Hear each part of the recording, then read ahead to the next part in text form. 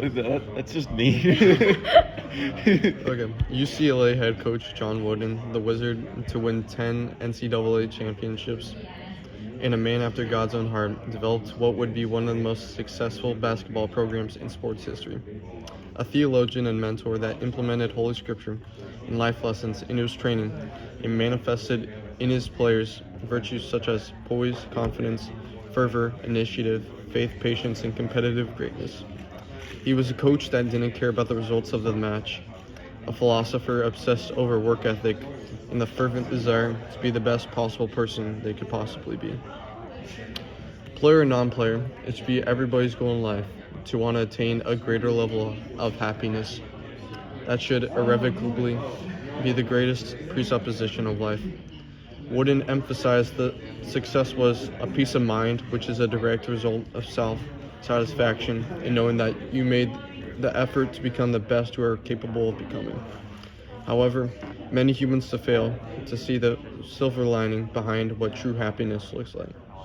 As I learned in my ancient Western civilization class, where we examined texts from Aristotle, Marcus Aurelius, Plato, Socrates, Homer, Augustine, and Cicero, eudaimonia is the Greek word for happiness, but something the Greeks discerned was the unattainability of the virtue. This happiness was not feasible. This happiness was only to be pursued. The Greeks were right in that one cannot truly be happy because the first prerequisite of happiness is being perfect. We need a mediator of this happiness. We need a connection with the world as beyond our discernment and mental capacity. The mind is deceitful, Jeremiah 17:9. The God of the world has veiled the glory of the Almighty to the minds of man. 2 Corinthians 4:3-5. What the Greek philosophers were wrong about was that man is not inherently good. The good action we do in today's society and the faith we have in humanity are all but vanity and chaff flitting in the wind.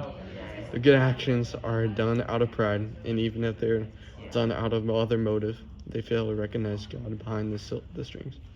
There's no supplement for good and happiness. God created the world as a perfect refuge for mankind, a place without sin until humans fell under temptation and created sin.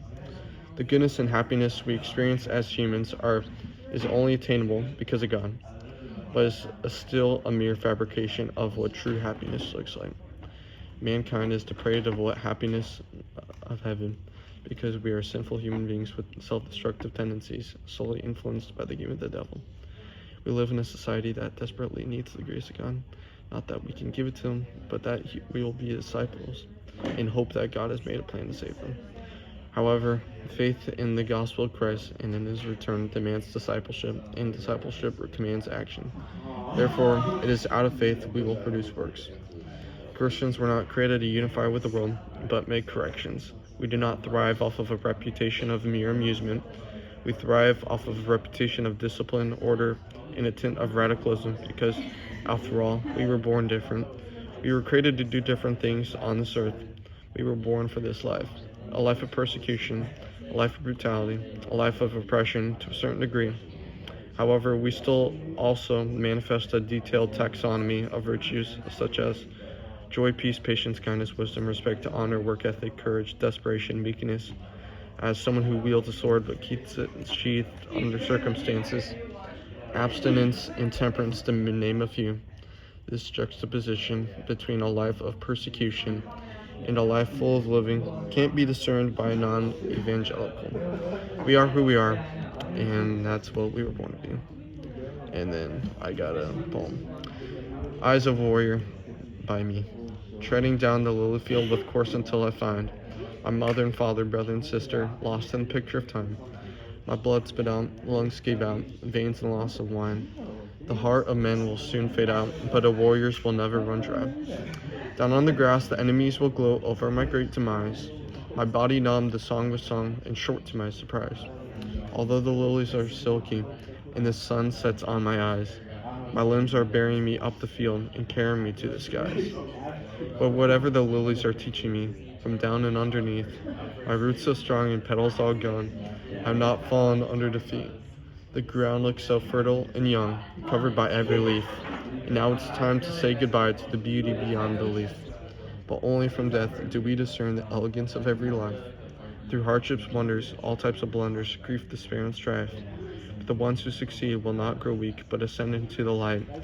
The living are met by angels, but the dead are met by a scythe.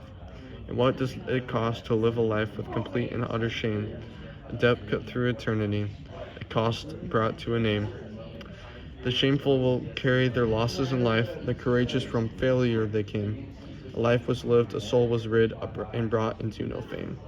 Treading down the lowly field with course until I find the angel carry me all the way up to the great divine. Will I remember this inevitable death, or in fact this wonderful life? My body has been depraved of blood, taken by one sharp knife. Did I live the humble life, or did I live in greed? Did I give joy to another life, or did I fail in doing that deed? Have I lived my life in vain, or grow just like these seeds? A soldier is one of meaningless pride, but a warrior is a whole different breed.